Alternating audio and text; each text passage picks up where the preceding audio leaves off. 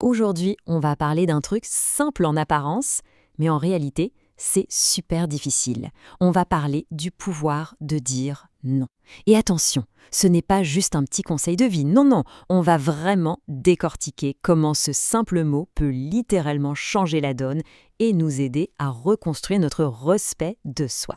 Alors voilà, tout commence avec une idée un peu à contre-courant. Pensez-y, chaque fois qu'on lâche un oui, surtout un de ces oui qu'on n'a pas vraiment envie de dire, eh bien, il se passe quelque chose en coulisses, une sorte de transaction cachée. Et c'est là que ça devient intéressant. En fait, ce oui qu'on offre aux autres, c'est bien souvent un non qu'on s'adresse à soi-même. Un non, mais un non à quoi au juste? Eh bien, d'abord, et c'est sans doute le plus important, c'est un non à ses propres besoins, à ses propres envies. C'est comme si on se mettait systématiquement sur la banquette arrière de sa propre vie. Et les conséquences, elles sont bien réelles. C'est un non à son temps, qui est, on le sait tous, notre bien le plus précieux. Et puis, c'est un non à sa tranquillité d'esprit, à sa paix intérieure. Ok, alors, plongeons dans notre première partie, le coût caché du oui. On va essayer de comprendre ce qui se cache vraiment derrière cette disponibilité constante. Quel est le vrai prix à payer, psychologiquement parlant, quand on n'arrive jamais à refuser? Souvent, on se raconte une histoire. On se dit que c'est de la gentillesse, de la générosité. C'est une belle façade, hein. Mais si on gratte un peu le vernis, qu'est-ce qu'on trouve? La plupart du temps, ce n'est pas la bonté qui nous fait dire oui. C'est la peur. La peur de ce que les autres vont penser, la peur de décevoir, la peur d'être jeté, tout simplement. Et cette peur, elle a un effet pernicieux. Elle ne nous casse pas en deux d'un coup, non. C'est beaucoup plus subtil que ça. C'est une sorte d'érosion, lente, silencieuse. Chaque oui qu'on ne voulait pas dire, c'est comme une petite partie de soi qu'on abandonne. Et un oui après l'autre, année après année, eh bien on finit par se sentir plus petit. Pour bien comprendre comment ça marche, il y a un concept en psychologie qui est super éclairant. C'est le principe de rareté. On va voir pourquoi être trop disponible peut en fait diminuer la valeur qu'on nous accorde. Alors, le principe est simple, mais assez direct. En gros, ce qui est rare est désirable. Ce qui est tout le temps là, à portée de main. Eh bien, on finit par ne plus y faire attention. On ne l'apprécie plus à sa juste valeur. C'est une sorte de loi de base de la psychologie humaine. Et du coup, la question qui tue, c'est celle-ci. À quel point s'est-on rendu disponible? Est-ce qu'on répond aux messages dans la seconde? Est-ce qu'on dit oui avant même d'avoir réfléchi? Est-ce qu'on met ses propres plans de côté pour arranger les autres? C'est le moment de faire un petit bilan personnel. C'est vraiment la première étape. Parce que la conséquence de ça, elle est inévitable. Quand on est toujours là, toujours disponible, les gens, petit à petit, arrêtent de voir une personne. Ils commencent à voir une ressource, un peu comme un distributeur automatique.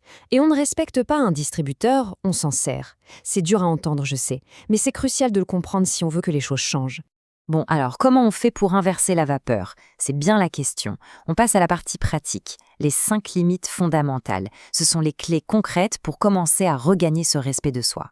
Voilà notre plan de match. C'est une feuille de route en 5 points. Chaque point est une action, une décision consciente pour reprendre le contrôle. Allez, on les décortique un par un. Première limite, et elle est capitale, on arrête de se justifier. Non, c'est tout. C'est une phrase qui se suffit à elle-même. Dès qu'on commence à expliquer, à donner des raisons, en fait, on demande la permission de dire non. On ouvre la porte à la négociation.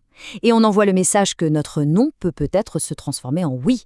Or, il n'est pas négociable. Deuxième limite, le temps. On arrête d'être joignable H24, 7 jours sur 7. Il faut voir ça comme un miroir. La façon dont on gère notre propre temps montre aux autres comment ils doivent le traiter. Si on le brade, ils le prendront pour acquis. Donc oui, on laisse les appels partir sur la messagerie, on laisse les messages en vue pendant quelques heures. Ce n'est pas un jeu de pouvoir, non, c'est juste du respect de soi. Troisième limite, et elle est essentielle, notre énergie. Il faut voir son énergie comme un bulletin de vote.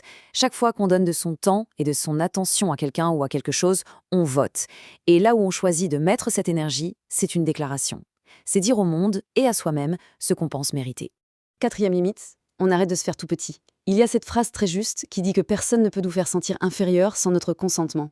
C'est exactement ça. On donne la permission aux autres de nous diminuer. L'idée, c'est de révoquer cette permission, d'entrer dans une pièce, dans n'importe quelle situation, avec l'idée que notre présence est un atout. Parce que c'est le cas. Et enfin, la 5e limite. Celle-ci, elle pique un peu. C'est souvent la plus dure à appliquer. On arrête de jouer les sauveurs. Quand on passe son temps à réparer les erreurs des autres, à les protéger des conséquences de leurs actes, on ne leur rend pas service. Au contraire, on leur vole une occasion d'apprendre, de grandir. Et la facture, au final, c'est nous qui la payons, avec notre propre sérénité. Ok, maintenant qu'on a vu le comment, parlons de la plus grande peur qui nous bloque tous. Qu'est-ce qui va se passer concrètement quand on commencera à dire non et à poser ses limites? Que va-t-il advenir de nos relations? La peur numéro 1, c'est celle-là. On s'imagine que tout va s'écrouler, que les gens vont se fâcher, nous rejeter, nous abandonner, que tous ces liens qu'on a mis du temps à construire vont partir en fumée. Et la vérité, c'est que oui, certaines relations vont s'effondrer, mais, et c'est là que tout change, ce n'est pas un problème. C'est même tout l'intérêt de la manœuvre. C'est un tri naturel. Parce que les gens qui s'en iront ne sont jamais vraiment restés pour la bonne personne. Ils n'étaient pas là pour qui on est. Ils étaient là pour ce qu'on faisait pour eux, pour notre docilité, notre oui facile. En disant non, on ne perd pas ses amis. On démasque juste ceux qui n'en ont jamais été.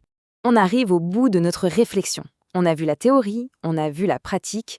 Il ne reste plus qu'une chose, peut-être la plus importante, s'écouter. La prochaine fois qu'on sent cette petite boule au ventre juste avant de dire oui, ce sentiment de tension, il faut essayer de ne pas l'étiqueter tout de suite comme de l'anxiété. Et si c'était autre chose? Si c'était en fait notre respect de nous-mêmes qui frappe doucement à la porte, une porte qu'on a peut-être regardée verrouillée pendant très très longtemps. La vraie question c'est, est-ce qu'on va finalement décider de lui ouvrir?